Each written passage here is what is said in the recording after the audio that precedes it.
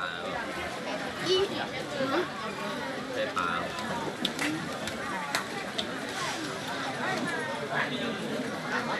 ส้มตำแห้ง ไม่ต้องมีแฟลชเลย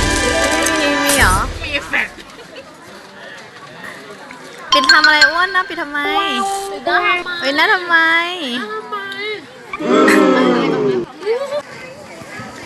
ไอเด็กกินอะไรเหรอ ร้านปั่นน้ำแบงลู ไหน เป็นยังไงอ่ะ ตอนว่ายน้ำไปนู่นแล้วเนอะ อร่อยมากกินครบอะไรวะหอยทอด